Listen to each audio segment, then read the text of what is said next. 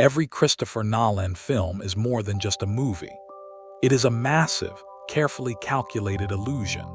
He makes us question reality, skillfully breaks conventional chronology, and leaves millions of viewers around the world debating the meaning of his final scenes for years.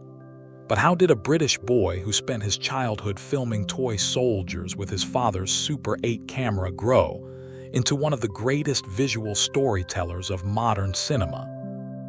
A filmmaker known for rejecting excessive computer-generated imagery. Today, we are going behind the scenes of his mind. We will explore his journey from an independent newcomer to an award-winning cinematic icon, examine his extraordinary filmmaking methods, and discover the secret behind the unique magic that defines his work. Nolan grew up between two worlds. His mother was an American flight attendant, while his father worked in advertising in England. Perhaps this unique background helped shape his dual perspective on life. His first feature film, Following, was made on an extremely limited to save expensive 16mm film stock. Every scene was rehearsed repeatedly before the camera started rolling, often requiring only 1 or 2 takes. It was during this production that Nolan first experimented with nonlinear storytelling, transforming a simple detective plot into a complex maze. He would later perfect this technique in his next masterpiece, Memento. The story of Leonard Shelby, a man suffering from a rare form of amnesia while searching for his wife's killer, is told in reverse order. Nolan forces the audience to experience the same confusion and uncertainty as the protagonist. The film stunned Hollywood and sent a clear message. A new filmmaker had arrived, one who had no intention of obeying the traditional rules of time. Christopher Nolan grew up between two worlds. His mother was an American flight attendant, while his father worked in advertising in England. Perhaps that combination helped shape the dual perspective that would later define his films. Long before Hollywood knew his name, Nolan was making movies with almost no budget. His first feature film, Following, was shot on weekends with friends serving as actors and crew members. Film stock was expensive, so every scene had to be rehearsed repeatedly before the camera rolled. Mistakes were costly. Precision became a necessity. Yet even in this tiny independent project, Nolan was already experimenting with time. Instead of telling a straightforward story, he fragmented the narrative and rearranged events, forcing viewers to actively piece the puzzle together. That fascination with memory and perception reached a new level in Memento. The film follows Leonard Shelby, a man unable to form new memories. After a traumatic incident, to place the audience inside Leonard's mind, Nolan made a radical decision. He structured much of the story in reverse order. Viewers experienced the same confusion, uncertainty, and disorientation as the protagonist. Every scene became a mystery. Every answer created new questions. When Memento was released, Hollywood took notice. Critics praised its originality, audiences debated its meaning, and filmmakers began studying its unconventional structure. Nolan was no longer just an independent director. He had announced himself as a filmmaker willing to challenge the fundamental rules of cinematic storytelling. And this was only the beginning. The industry had discovered a director obsessed with one idea above all else: time itself. What began as a low-budget experiment would soon evolve into one of the most remarkable careers in modern cinema, changing the way audiences experience stories on the big screen. In the mid-2000s, Warner Bros. Made what many considered a risky decision. The studio handed Christopher Nolan the responsibility of rebooting the Batman franchise. At the time, superhero films were often associated with colorful costumes, exaggerated villains, and comic book spectacle. The previous Batman movies had struggled to connect with audiences, and the franchise seemed to have lost its direction. Nolan saw an opportunity to do something completely different: rather than creating. Another fantasy adventure, he wanted to build a grounded crime drama that happened to feature a man dressed as a bat. His vision focused on fear, corruption, and psychological trauma. Gotham City would feel like a real place. Bruce Wayne would behave like a real person. Every action would have consequences. To convince the studio, Nolan developed a detailed plan for a darker and more realistic interpretation of the character.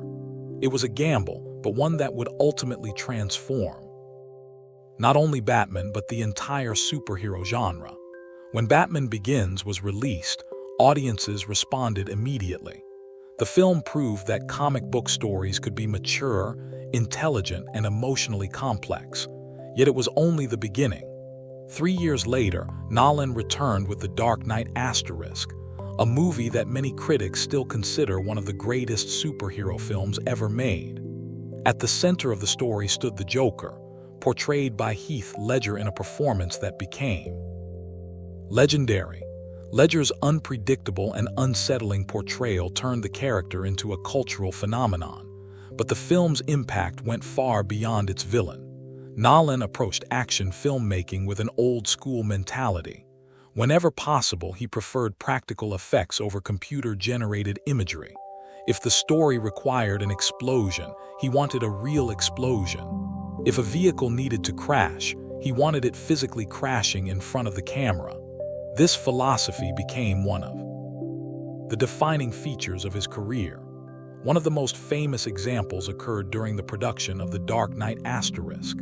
Instead of relying on visual effects, the crew flipped a massive 18-wheeler truck in the middle of a Chicago street using specially designed mechanical systems. The stunt was performed for real and captured directly on camera. The result became one of the most iconic action sequences of the 21st century. It demonstrated Nolan's belief that audiences can feel the difference between something that is physically present and something created entirely inside a computer. That commitment reached another level when the story required the destruction of a large building. Rather than simulating the explosion digitally, the production located a real abandoned structure and demolished it on camera. These decisions were expensive, difficult, and often risky, yet they helped create the sense of authenticity that made Nolan's films stand out. That trust would soon allow him to pursue even more ambitious projects, pushing his ideas about reality, dreams, and time to levels few filmmakers would dare attempt. The success of the Dark Knight trilogy marked the moment when Christopher Nolan stopped being merely a talented director. He became one of the most influential filmmakers in the world, a storyteller capable of turning even the most complex ideas into cinematic events that audiences could not ignore. After the success of the Dark Knight trilogy, Christopher Nolan found himself in a position very few directors ever reach. Studios trusted him completely. Audiences followed his name as a guarantee of ambition and originality. With this level of creative freedom, Nolan moved toward his most personal and experimental ideas yet. In 2010, he released Inception, a film that would redefine how mainstream audiences think about narrative structure. Inception was not just a heist movie.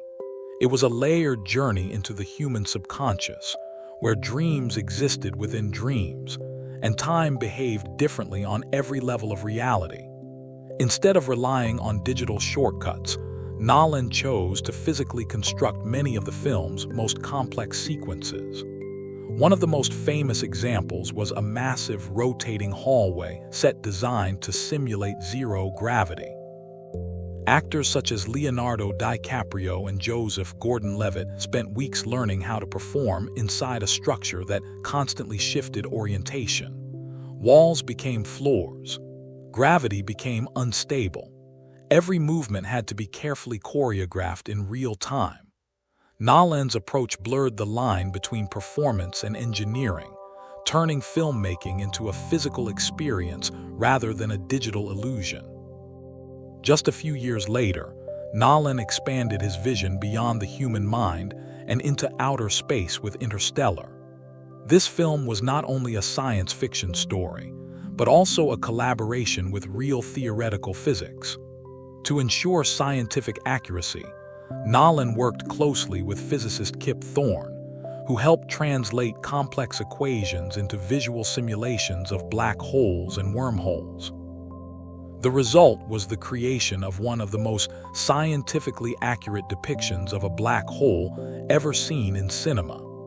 The image of Gargantua became iconic, blending scientific precision with emotional storytelling.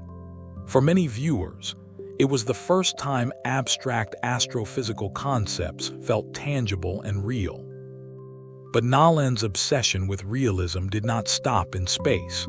For the Earth-based scenes in Interstellar, he took an unusual approach. Instead of relying on digital environments, he ordered the planting of over 500 acres of real cornfields. After filming was completed, the crops were harvested and sold, offsetting part of the production cost.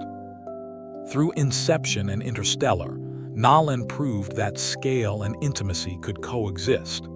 Whether exploring the architecture of dreams or the edges of the universe, his goal remained the same: to make the impossible feel physically real. These films marked his transition from a filmmaker of grounded realism to an architect of entire worlds. In the later stage of his career, Christopher Nolan became fully obsessed with one idea above all others: time. Not as a background element, but as the main structure of storytelling itself. In Dunkirk, he took this concept further than ever before by telling 3 separate stories that unfold across different time scales. One storyline takes place over a single week on land, another over a single day at sea, and the third over just 1 hour in the air. These timelines are not presented in chronological order. Instead, they are interwoven, slowly converging toward a single moment of tension and resolution. The result is a war film that feels less like a traditional narrative and more like a living structure of time. Nolan's experimentation continued with Tenet, a film built entirely around the concept of time inversion. In this world, objects and people can move backward through time, creating sequences where cause and effect are reversed. Actors had to perform complex actions both forward and backward, often learning choreography in reverse to make the final scenes believable. The production pushed physical filmmaking to its limits once again. Rather than relying on visual effects to simulate inverted motion, Nolan insisted on capturing as much as possible in camera. Explosions, stunts, and practical sequences were carefully designed to function both forward and backward within the same shot. Then came Oppenheimer, a historical drama that became one of the defining films of his career. At its core, it is a psychological portrait of J. Robert Oppenheimer and the moral weight of creating the atomic bomb. But even here, Nolan's approach remained consistent: real locations, practical effects, and a deep commitment to authenticity. To recreate the Trinity nuclear test, the production avoided traditional CGI entirely. Instead, the team used a combination of chemical reactions, controlled explosions, miniatures, and high-speed photography to simulate the overwhelming force of the blast. The result was a sequence that felt both scientifically grounded and emotionally devastating. Oppenheimer became a massive critical and commercial success, earning multiple Academy Awards and cementing Nolan's position as one of the most respected filmmakers of his generation. It marked the culmination of decades of experimentation with structure, time, and realism. With this film, Nolan did not simply tell a story about history.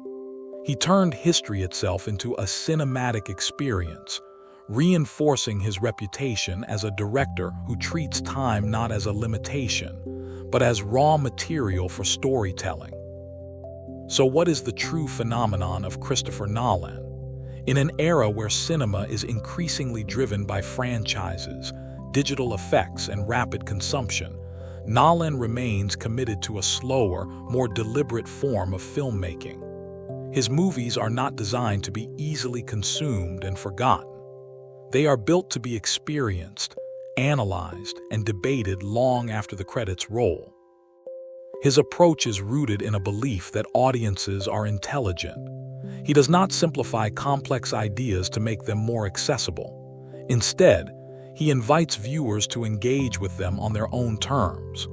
Time, memory, identity, and perception are not just themes in his films. They are structural foundations that shape the entire narrative experience. Nolan's insistence on practical filmmaking, real locations, and physical effects is not nostalgia. It is philosophy. He believes that reality on screen carries a weight that cannot be replicated digitally, and this belief has shaped some of the most visually and emotionally powerful moments in modern cinema. From low-budget experiments shot on weekends to large-scale IMAX productions watched by millions, his journey reflects a rare consistency of vision. Few directors manage to maintain both artistic identity and global commercial success. Nolan has achieved both, without compromising the complexity of his ideas. Today, Christopher Nolan stands as one of the few filmmakers whose name alone can define a cinematic event. His films are no longer just releases. They are cultural moments, drawing audiences into theaters not just to watch a story, but to experience a carefully constructed illusion of time and reality. And perhaps that is his greatest achievement, not simply telling stories about time, but making audiences feel time itself. Which Christopher Nolan film left the strongest impact on you? Let us know in the comments, and don't forget to subscribe for more deep cinematic breakdowns.